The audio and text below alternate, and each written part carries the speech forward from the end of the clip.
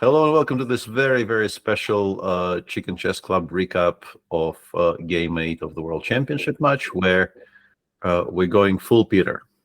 Exactly, yeah. And thanks for coming and help us when two of us was not able to be here, and I'm probably leaving in the middle. So it's good we have someone willing to take over the chicken Excellent, chess club. excellent stuff. Thanks for doing it, Peter.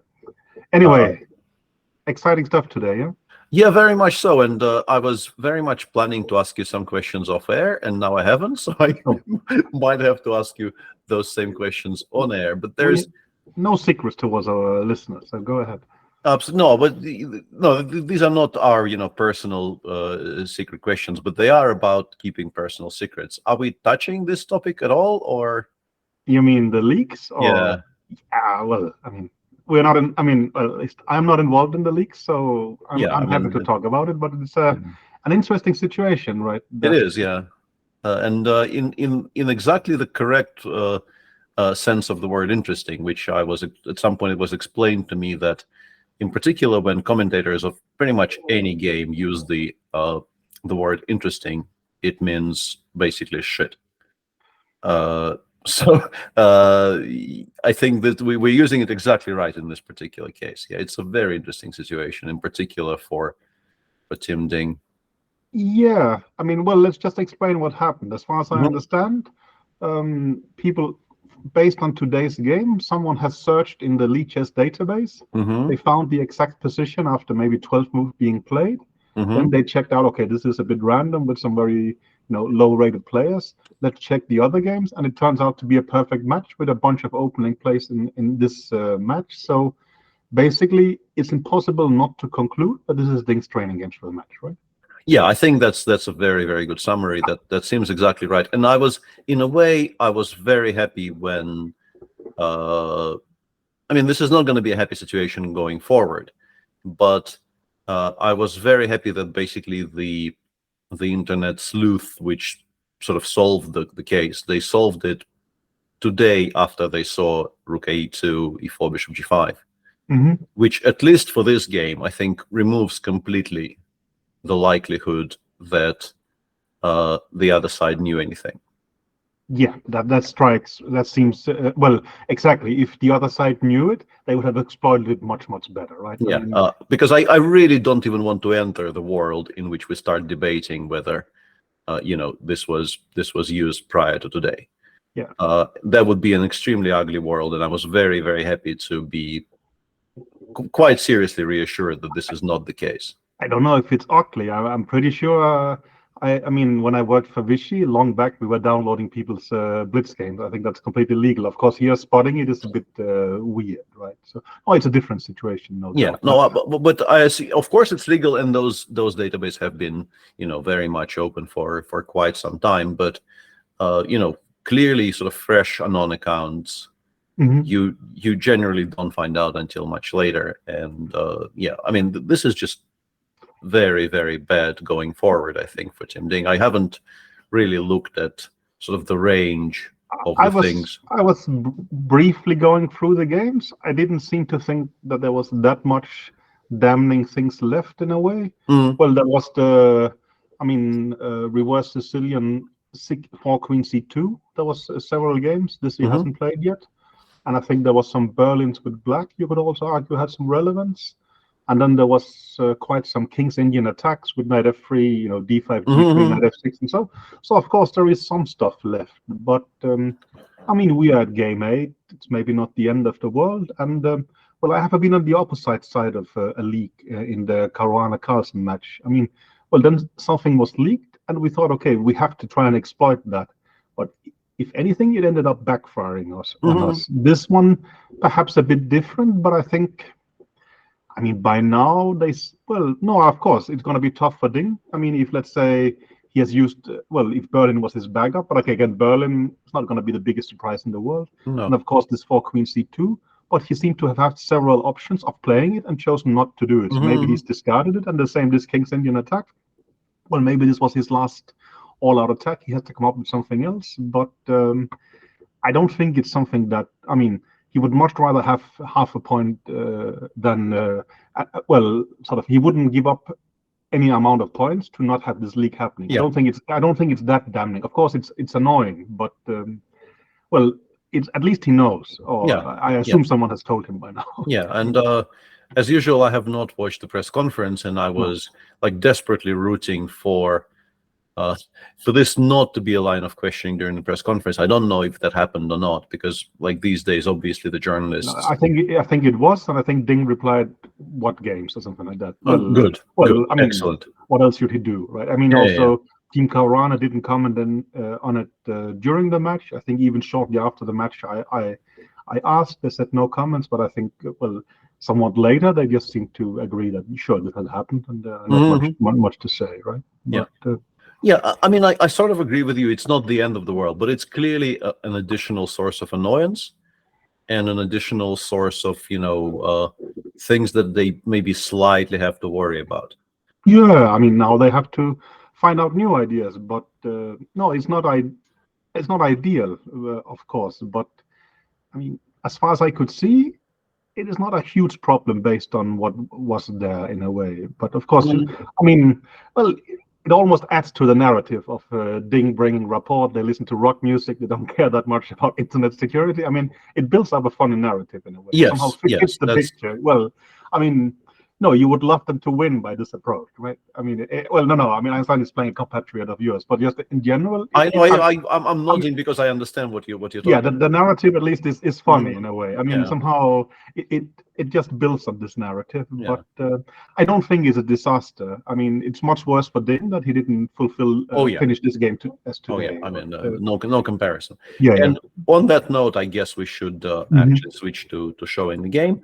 Once again, d4 is played, but this time this is not a London. Ding actually does go knight c3, and Jan also somewhat relevantly, because we had to at some point just switch into this slightly tinfoil mode on air with Alexandra Kostyniuk.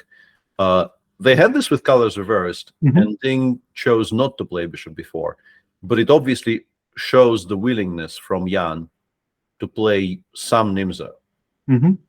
Because he gave the option. The option wasn't taken, but he did give the option to Ding in game 3. So it's maybe not that surprising that he clearly had some idea today, even though the line is exceedingly rare. Yeah, it's hard to say which kind of idea he wanted to play with against the Nimzo. But we just don't know. Yeah. This one, if anything, it seems almost too risky that's what he would do. But I have no clue. It's also, I mean, no, nowadays playing the Nimzo, of course, it's not a big surprise. But at some point, it was like a 95% that you would play bishop b4 here. But recently, as you saw with Ding, they started playing d5. But Jan, to my knowledge, hadn't really played d5 here, but I'm not completely sure. Anyway. And yeah, I really am not any kind of a specialist on the Nimzo. I did prepare the pure Zamish for the 2013 candidates in London. So I used to have some idea, and obviously there is a lot of transpositions between these two lines. But what Ding has done today, I did not have really any time to consult our 2013 notes, but we definitely weren't playing it exactly the same way. We were sort of playing it in the same spirit in our prep, but not in this exact move orders. He starts with e3. I don't know if it's really notable or not that he goes via this move order. I am sort of not qualified to judge. You're trying to force castling, and you can argue that's a bit. Of course, you skip on playing f3 and e4 immediately, but that doesn't seem to be a concept. Yeah, so castles, a3 takes. Jan plays d6 here. Once again, like pretty much every move here is fairly sensible. Like, I don't think. I mean, in the old days, you would not go d6. You would go c5, knight c6, b6. And it was supposed to be sort of advanced understanding that if you play d6, well, you need the knight to d6 to attack the c4 pawn. This is, well, Karpov, Yusupov, we were brought up by this. It's not wrong, but it's not necessarily as right either. And I think recently computers shows d6. I think the basic point is that bishop d3, you can go e5. I think Sokolov was doing a chessable course of this quite recently. Now I throw in an ad as well. And I mean, well, old days we would almost debate who's better in this position. Maybe it's still a relevant thing, but no, he just tries to get a playable position, and seem to have back it up with some pretty interesting prep. And after d6, he went quite like he stopped blitzing quite late on today. He went knight e2, c5, knight g3. Clearly, this was the setup they were aiming for. And now we're basically declaring that we're going to be playing in the center and on the king side with the ideas of e4, and then f4 in some cases, bishop g5, if allowed, as we will see in the game in some other cases. And we are, to a degree, I think, prepared at least to abandon the queen side altogether. The pawn on c4 will not be a major source of concern, I think, in many of the lines here. Knight c6, and in particular, that was a peculiar moment because he played rook a2 here, which is a very, very rare move.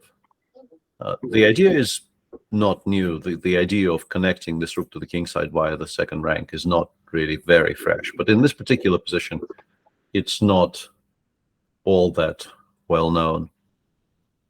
Oh, well, it doesn't strike me as a. No, it's a useful move. It also gets his opponent. Well, if he wasn't out of the book already, he achieves that. But I guess none of us believe this is particularly good for White, but probably it's not bad either. My feeling is that he just tries to exploit that. Jan is a natural born Greenfield player. That's what he's doing. So at least there might be some unfamiliarity. I'm sure Jan knows the theory, he knows the basics, but it's not. He might not necessarily have felt this position on his own body in a way of having played it in that way. And also, as we will see in the game, like the big question here would have to be, like, if we're choosing a bit of a pass here, right? We're not really playing e4 yet for whatever reason. We don't really need to get into it too deeply.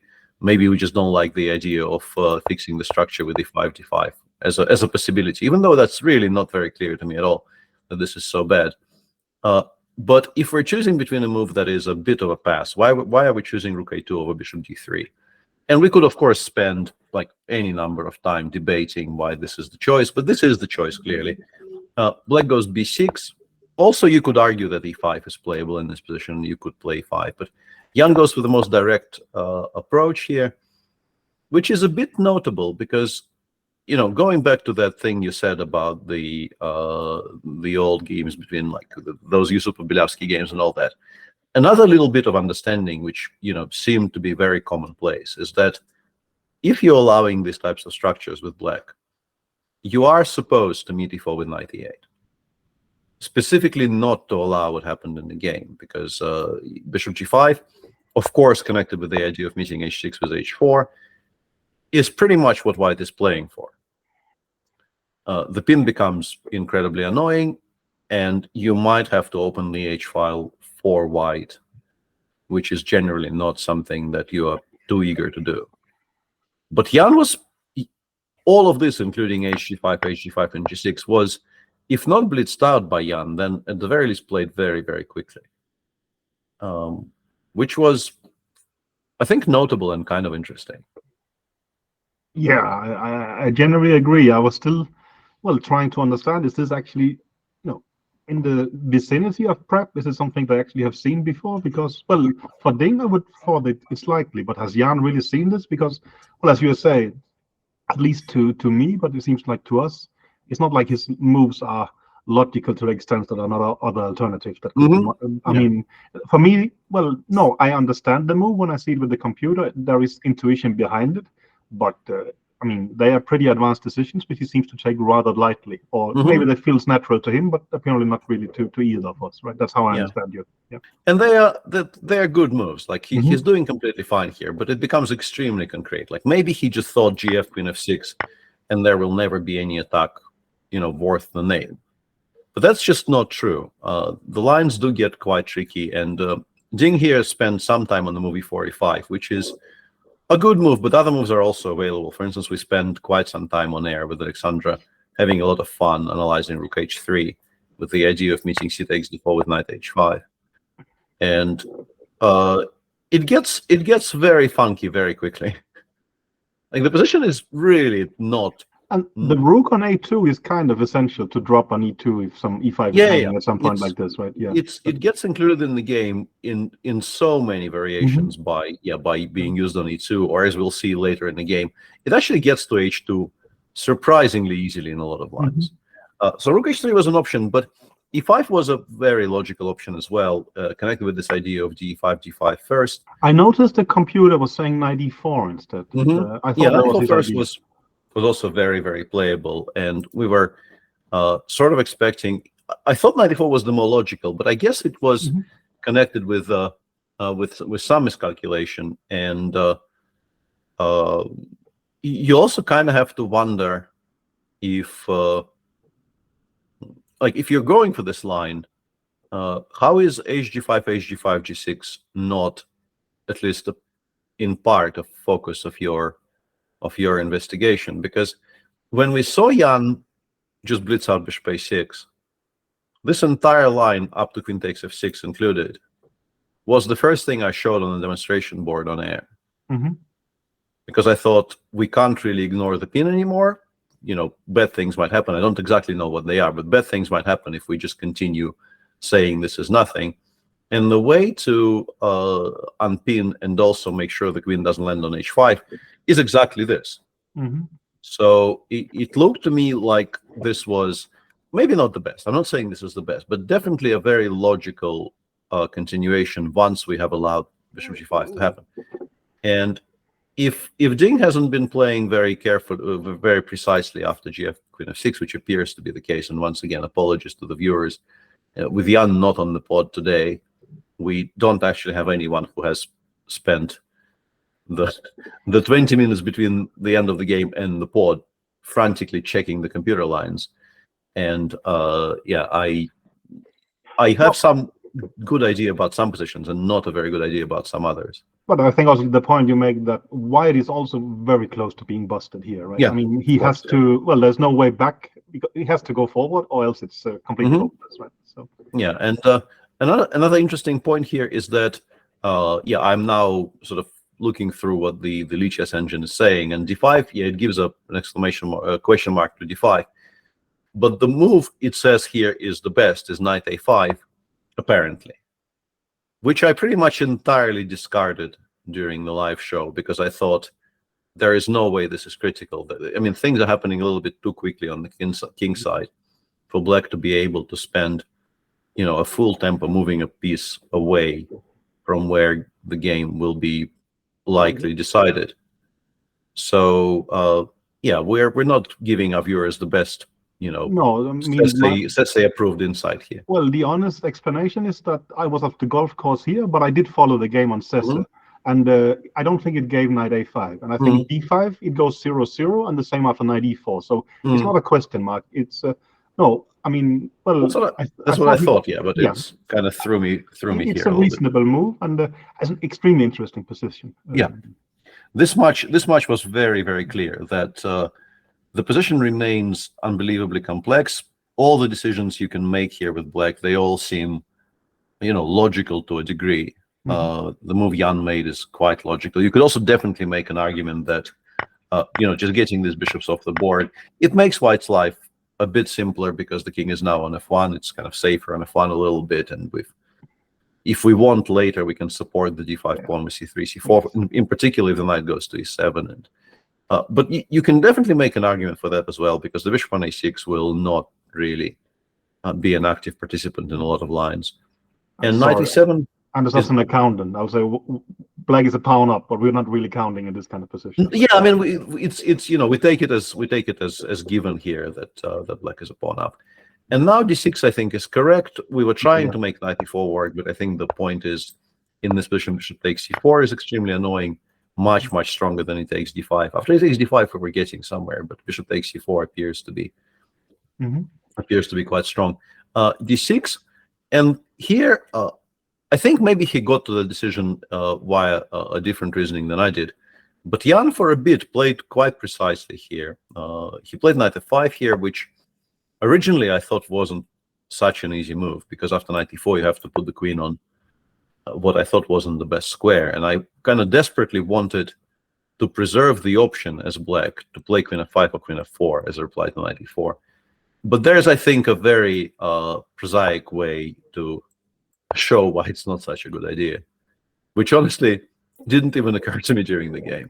I think the computer was actually fighting on in this kind of positions. Maybe Sure. it was slightly different. Maybe, no, here knight f5, knight e4. It can't be, but there Mhm. was some way it just gave up. I mean, actually quite regularly he would give up a piece and Yeah. things not too bad. But I mean, it's true that White's position hangs on some very weird tactical motives, right? Yeah, absolutely. And yeah, you can maybe start with knight e4, provoke queen g7, because queen f4, bishop d3 might not work, and after queen g7, queen a4, this is a stronger version. But I also, like, we'll come to that point that giving up these pieces will become a bit of a motif in this game. But Jan played knight f5, which seemed very strong, even if it did seem to me like it's a difficult move. Knight e4, queen d8, and at this point, Jan had some advantage on the clock and also seemed to be reasonably in control. I don't know if you can hear the conversation happening in the other room. If you can, it's a very interesting conversation. Pity you can't understand it. And here the point is, the knight on f5 is, of course, vulnerable to all of these g4 tactics, but the knight on e4 will get attacked by the bishop. So having provoked d5, d6, we have made a real boy out of this piece, finally. And for a bit, they played very precisely, both of them. Queen d3. I think the computer was giving another move, but it can't be rook e2 here. No, that seems wrong. Maybe it was rook d2 followed by queen e2 or something like this. Yeah, but my point is, I think all of this comes to sort of roughly the same. I think it's aiming for a very similar range of positions here. And I think there was no marked difference between, let's say, queen d3 and queen f3. And what he plays is much more human. I mean, yeah, absolutely. Yeah, you put the queen on a square where it's not going to get hit by the spin along the long diagonal, and of course a massive threat of queen h3 is created. So king g7 is more or less obligatory. G4, bishop b7, and now he actually had a reasonably wide choice here. I think you can play rook d2 even here. You can definitely play, I think f3 was even a move here, but rook h3 once again is just a very solid move.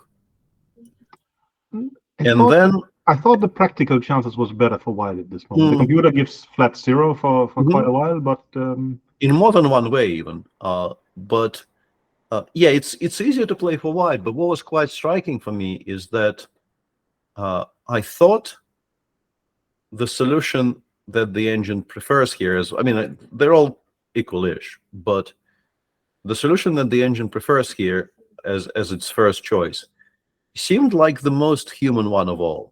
And that was the line: you take on e4, you take on d6. So you've removed all of the sort of structural issues you may have had with the passer on d6 being alive. Queen f5, f6. You see queen h2. Maybe you get scared for a bit, and then you realize knight f7 exists. And I mean, the position is still very complex, of course, but you're a pawn up. The knight on f7 covers most of the squares you want to. Is this White's best? No, I remember thinking of so. this. Yeah, it goes like rook h7, king g8. It goes f2, f4 to preemptively defend against like queen b8, queen e5. I'm sorry, I have to leave you for a minute. I'll be back as soon as possible.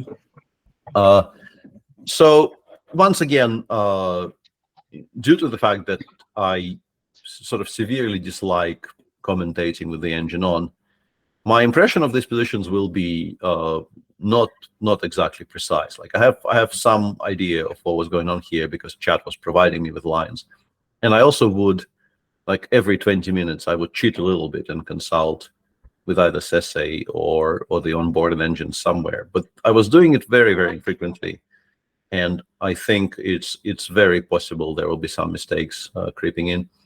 But my larger point was, this seemed like a defensible position, and it also seemed like a very human way to play this position.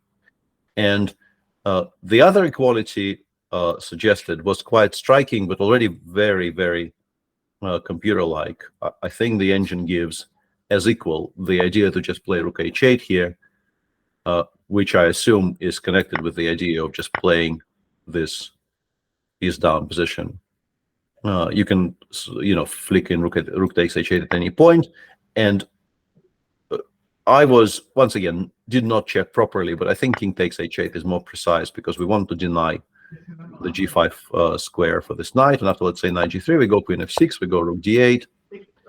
And we have a very, very solid positional compensation for the piece, basing it on the fact that the pawn on d6 is very vulnerable.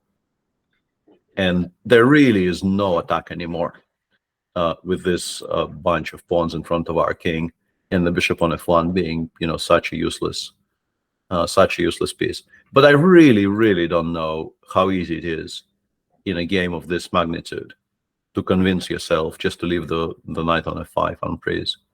I suspect it would be a remarkable decision if he did find it and did believe. Like, first you need to see this move exists, and then you need to convince yourself it's playable. And I think it's quite difficult. But the other one I think was playable. Instead, he goes for box number 3, which is knight h4, which is still fine. But now his path to equality becomes very, very narrow. After g5, which is a very logical continuation, the only move that saves the game here is rook h8, which is really not a very difficult move. But I guess you can get scared of, a lot of things here. This is already a position which would be quite difficult to assess. I sort of know what the first line is here, but I still don't quite understand why it's the first line. So I'm kind of reluctant to even mention it, because I think it goes queen g3, bishop takes e4, and then the engine doesn't take on e5. It takes on h4. And in this position, once again, like, your normal move in this position, I assume, is rook takes h4. But I suspect the problem is you then get mated along the h file, or you have to allow f takes e5, because this is why we played rook a2, all those moves earlier. This is our first occurrence of this rook joining the game with great effect. Instead, it just goes bishop c6 immediately here. Oh, really? Okay. Keeping control. Can I say something? Yeah. I thought that takes, it goes bishop b1. Okay. Possessor. I mean, the line yeah, I thought that makes sense. Yeah, that makes sense. I mean, no, I was thinking, okay, is anyone that good? Well, the line is rook b2 you have to do now. Mm-hmm. B. B2. Okay, sorry. Yeah, and then queen d6, rook b1, rook d8, bishop e2. The computer set zeros. Yeah, I'm capable. That. Well, I can understand that it might be true. But again, it's too difficult, as you say, right? Or... I think it's very difficult. Yeah, I think these become tricky, and I think, at the end of the day, what Jan did is, I think, a blunder. It's a bad enough move, and he's a strong enough player for this to be a bad mistake. Mm-hmm. But the more I looked at what the engine was actually suggesting instead, the more I thought I understand the thought process. Mm-hmm. I mean, I'm not endorsing it. It's a mistake, but I understand how you get there. Yeah. No, I agree with that fully. No, I was also feeling like this, that it's too difficult, and you can talk yourself into these kind of things, because, no, sure, bishop b1 are the lines you're showing. You have to be extremely confident and good at this moment, and it's asking a bit much. No, it would be brilliant if he does, and it's not impossible, but... Yeah.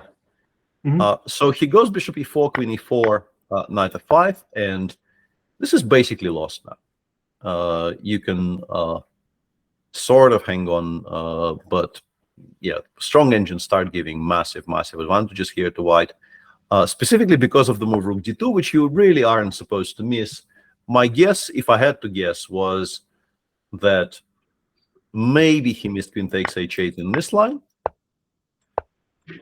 because for a second it might look like we're surviving, but we're actually just dead lost, because you taking d7. Yeah, d7 just promotes immediately. None of your pieces connect to the d8 square in any way.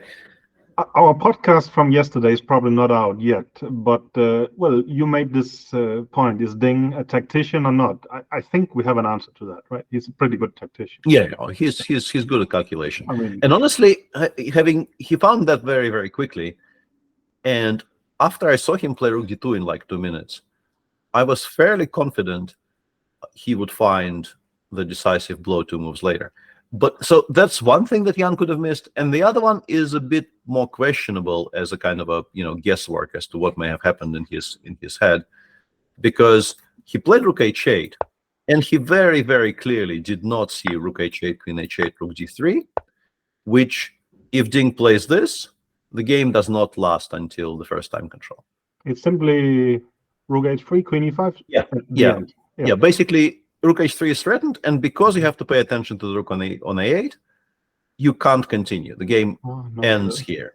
There's no queen h4, of course. Yeah, queen h4 we will take on a8, and there's not a single check. You can try playing queen d8, but the problem with queen d8 is that I will play g7. I am once again threatening queen a8, and if you go rook b8, I will take it on an adjacent square, so the game ends. And if you move a rook somewhere, let's say you go rook d3, rook d8, after rook h3, the queen has to go to f8, like queen f5, f6, gf, and you can't even take because rook h7 wins the house. So it's it's legitimately game over. Like from here, he would win on a minute, on 30 but seconds. How difficult is rook d3 for you? Because, well, when I see it and I have it explained, it becomes simple, but it's very far from my intuition. Yeah, unfortunately, this isn't a very pure experiment because it was pointed out to us by chat more or less instantly. So there was almost no time for me to be on air and also to be unaware that this is a thing. I would really be interested in, just to provide some more insight for our viewers. Would have been better if they didn't tell us, and just to see, if we find it in 5 minutes. I think it's very difficult. Yeah. And it's made even more difficult, I think, by the fact that d7, which is what he played, is frankly winning.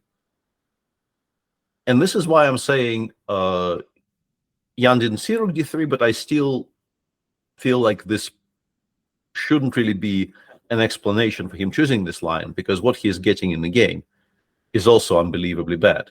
Rook d8 has to be played, and now we, after some repetition, which I think was a good sign from Ding,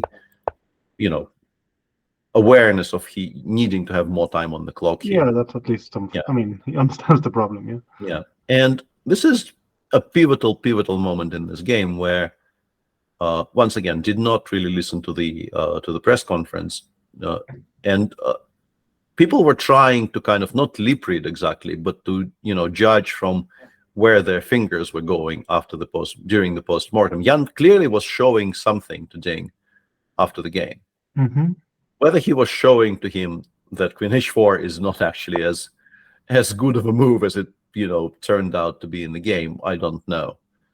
But he played it quite quickly, and I mean, it loses on the spot.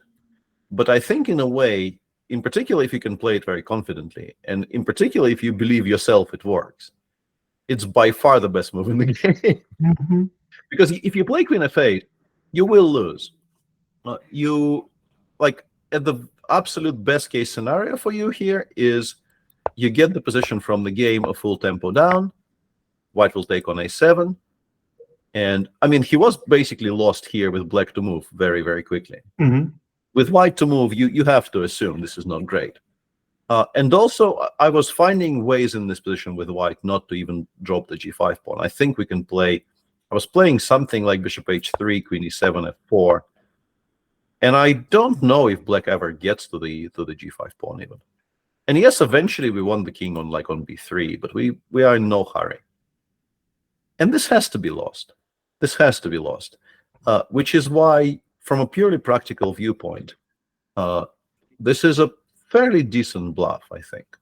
So how difficult is it really isn't. No. I think you have to sell it. I think the reason it worked is I suspect Jan thought it was a perpetual. And he was, exuding this energy of somebody who found a very cute tactic.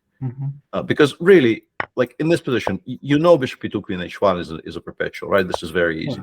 King d1 is not that. Yeah, you know this is a perpetual. So the only thing left for you to calculate is the move rook e2. There is only one check here. There is, I mean, a2 and b2 are the same checks. You go forward because you can only go forward, and in this position, you just have not to not stop calculating. You go rook c2. If the bishop is taken, the king gets to b2 in 3 moves, and the game ends. As a matter of fact, there is here a move knight d6, which maybe, like, if he found this and didn't play this entire line because of knight d6, that's remarkable. But he would have found this. Check queen f4, no? Yeah, he would have found this. If he gets this position on the board, he finds this 100 times out of 100. Oh, yeah. Mm-hmm. And then after knight c4, queen c4, queen c4, d8, he converts this without any issues whatsoever. Like, it's not difficult. No. And if you go queen d1 check, yes, you have to drop a full rook. But once again, the variations really aren't very difficult. Like, the checks run out, and then I give a check from f6 and I win. No, you're saying it's an extremely easy exercise if you know there's a solution. Yeah, exactly. If you don't give up, if you continue calculating. So He this had position, 23 queen minutes. f2, f7 is hanging. Sorry. Yeah. Like queen f2, queen f2, queen f6, king h7. But unfortunately, after queen f7, you drop the queen, and it really isn't difficult at all, this entire line. No. And he had plenty of time. Ding had plenty of time this time. Plenty of time. Like, I think at this point he had 23 minutes, maybe even 24, but definitely 23 minutes. And he spends 2 of them and goes king d1. And now it's a game again. He is still better, in human perspective, but I remember the computer was showing zeros here, but I thought it's one much move later, easier for white, and soon he was one winning move later. again. After queen e7, I think the engine, and once again, who plays like this? The engine sort of understands knight d4 check is an actual threat to parry, and goes king b3 so that the pawn on a3 isn't hanging. And still, I think, gives white some plus. It's probably now closer to a draw than it is to a white victory, but it still doesn't give full zeros here. Instead, Ding goes bishop g2, and Jan very, very quickly as well. And he also had a bunch of time here. Does not go for this position, which is just flat zeros. Because, and this is why I mean the pawn on a3. If you do this, at the very, very end of all these trades, black goes queen takes a3. And this, I think, is really not difficult to convince yourself is a draw. This kind of looks like a draw, frankly. Yeah, maybe the move f6 is a bit difficult. For me now there is a check, but you're right. You check, and no, again, I mean, if you have a world championship at stake and you spend 3 minutes, you will solve this. Right? Yeah, of course. It's not difficult. I agree. No, it's findable. And instead, Jan once again goes completely completely derailed. Goes e5, which before I think is a good reply, pinning the knight in place and not allowing e4, e3 counterplay.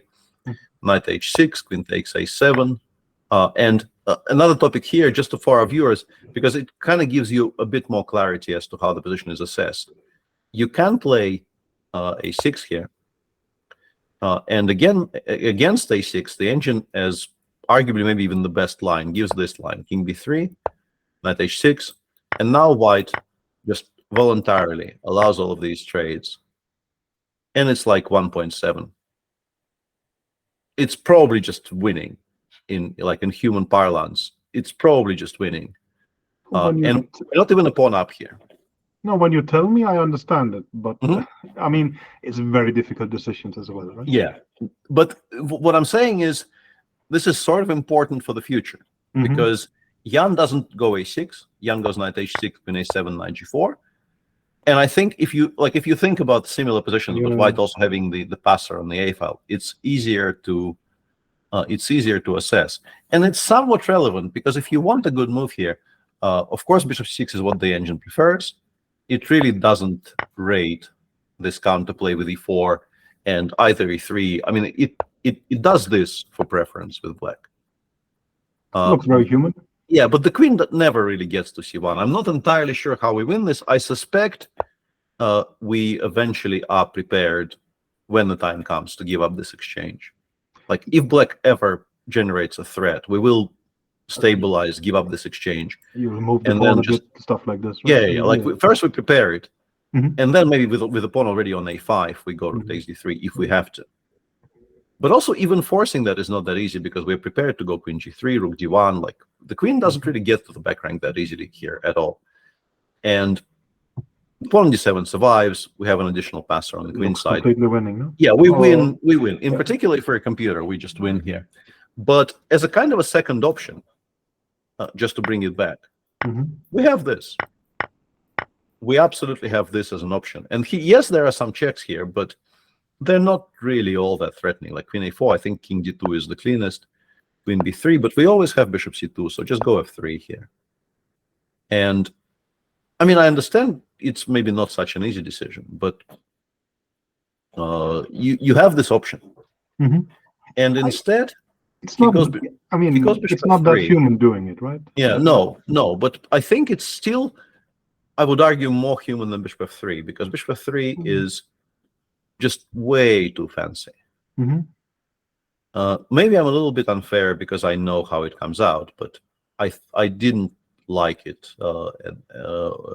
live during the game. Although, in fairness, it's only a bad move because of knight takes f2. Mm-hmm. So maybe I am being a little bit harsh on this decision. If you go knight f6 and allow bishop c6, it makes perfect sense to drive this knight to a poorer square and then just take on b6 next move. So yeah, I'm not sure I'm entirely fair here. But this does throw the game completely, and this Jan does not miss, finally. And we come to the final chapter where black goes knight f2 and d4, and even instinctively, I think it's very understandable that black is just out of trouble now, because d7 will be gone, and the bishop is just so poor that it doesn't really look like white is playing for a win, frankly. My feeling was that there was basically very little, if any, practical chances left for Ding at this point. No, I think he ran a bit of a risk even. Yeah. Because he went rook e2, which is fine. You can make other moves, but they aren't very good either. I suspect what he missed, if he considered knight f2, was that after bishop g4, e3, everything suddenly starts hanging. So this is just completely unplayable. And you could try bishop g2, but then, I mean, there are some positional ways to make a draw, but there's also a very concrete tactical way to make a draw. You can play queen h4, and weirdly, you just can't preserve these pieces on their squares. Rook e2, queen g4, you just continue getting hit. Yeah, and if you go rook f1 after queen g4, the engine, I think, gives rook e. There was some line here where black actually got to the back rank, and yeah, I think it goes like rook g1, for some reason queen e2, queen f2, and we take on b6, we take on d8.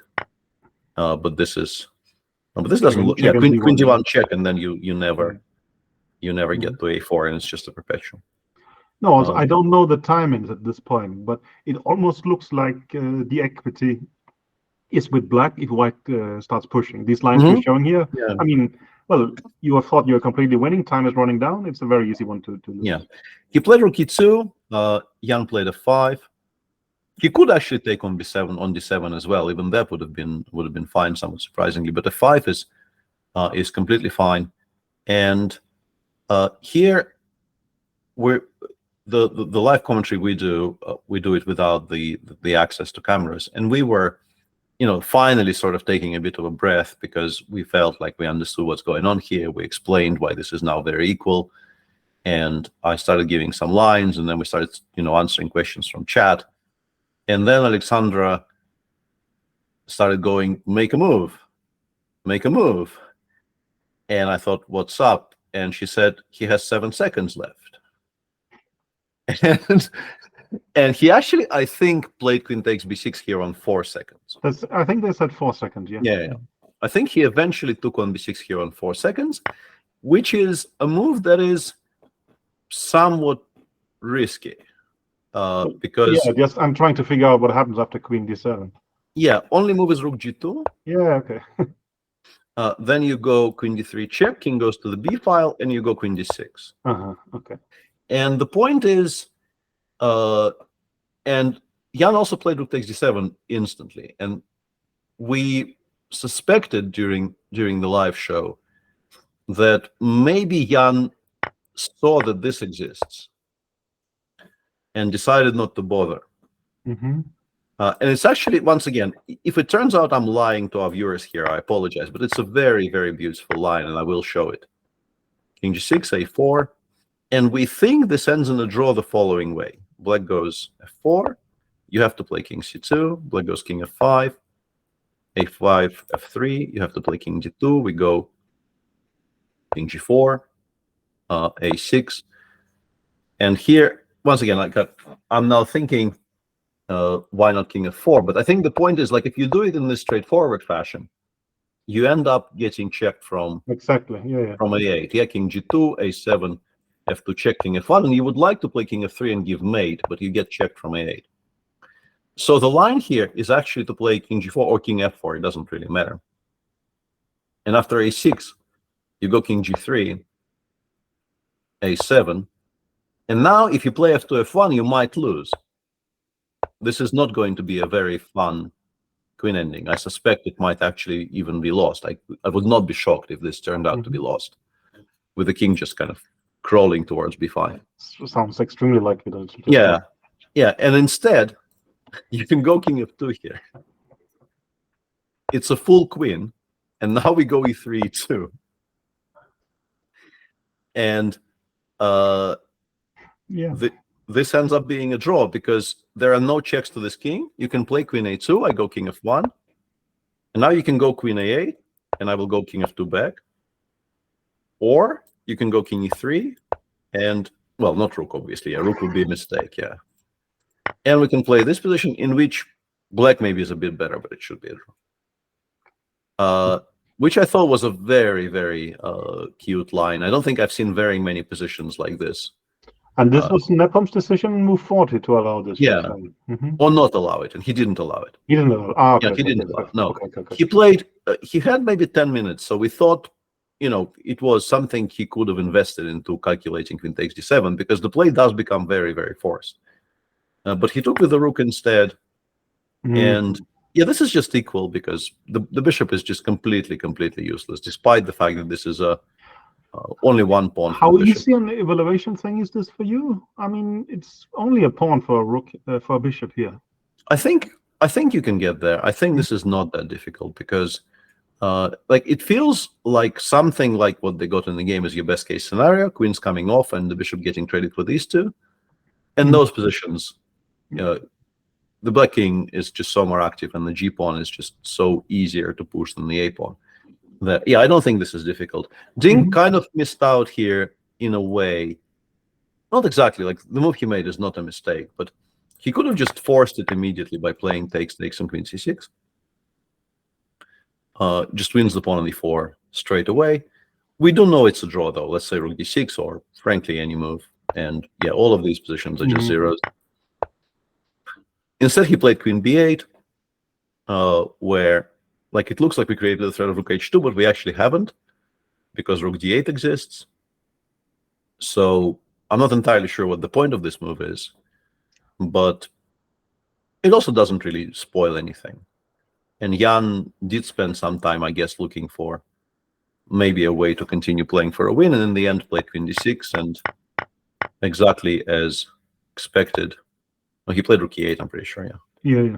Played rook e8 and offered a draw here. Yeah, this is not an easy, sorry, no, not a difficult draw to make for any side. Like, whichever side you want to pick, it will make a draw very easily. So yeah, that's the game. There's a lot to talk about there. Yeah, well, we did already. You did at least. I think you pointed out a lot of stuff. Where does it leave us? It's a blow for Ding, or not necessarily? I think so. Yeah, I think this isn't great. I am now. I mean, I still have the Lichess video open to show the game, and chat continues scrolling, and I just noticed somebody in chat apparently quoting Ding from the press conference, saying he did not even calculate queen takes d8, which I do find a bit. I mean, we sort of knew, because if he did actually try to calculate it, he would have calculated it precisely and won. But still, yeah, it's a weird spot. But I mean, Ding strikes me as vulnerable right now. But on the other hand, he has 6 games back. He's just behind 1 point. He actually seems to generate playable positions. Maybe he will run out of ideas, but it's not like he doesn't seem incapable of winning games. Well, he does, to the extent that he doesn't seem to fulfill it. But well, that he will have to try in a way. I mean, it will also be tempting perhaps for Jan to try and finish him off, but that always comes with a risk and things like this. I mean, well, I don't know. There's not a free day tomorrow, right? No, they're playing tomorrow. No. tomorrow sounds like it becomes trivial to say that tomorrow sounds like a crucial game. Every game is crucial here, right? Yeah. But, I mean, as long as he's just -1, and he has several white games left.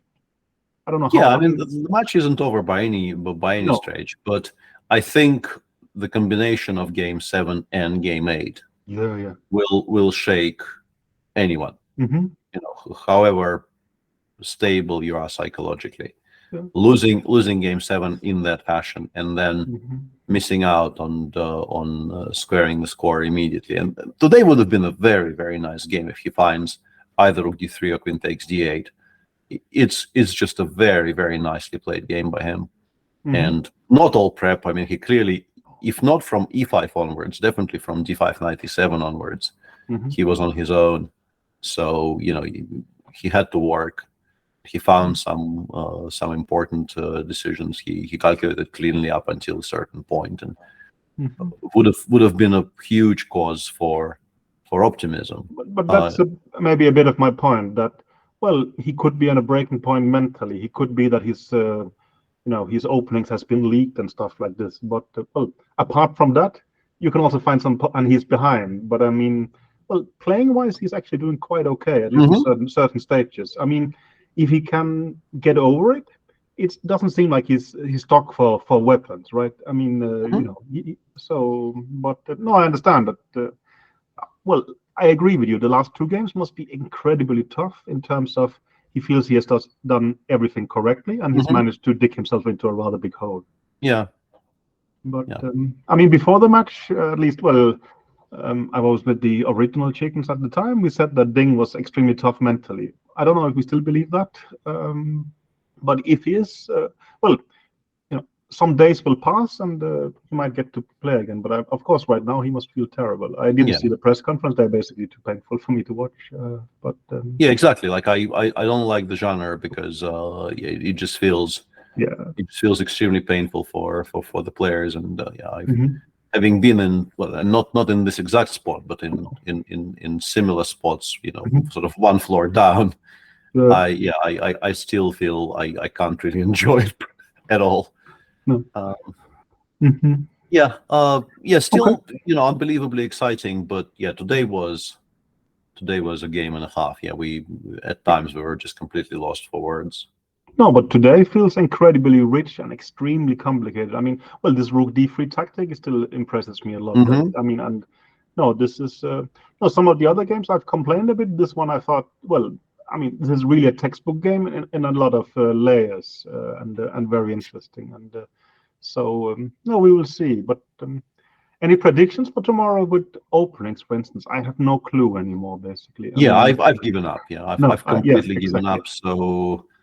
Yeah, I don't know. I mean, Jan has no real reason to deviate. Like his opponent finally started jumping, so you feel like, you're kind of doing good once openings start getting changed and like random-ish old openings are coming back. Like clearly they will not be unhappy to see another French. Like I can't imagine Jan being worried about a repetition of the French. So I mean, there's a lot of jumping, but I think we agree it's Ding's responsibility. Jan. He's willing to play good openings, and then Ding starts jumping. And why would you stop doing that? And it seems like Ding, at least based on his lead chess game, has run out of stuff. But I mean, there was no Aljehin or Karokanda. There was no French I saw either. So probably, but it also adds to the story that now him and Rapport will listen to some good music and come up with some kind of dubious opening we haven't thought about. Tomorrow could be fun, but of course.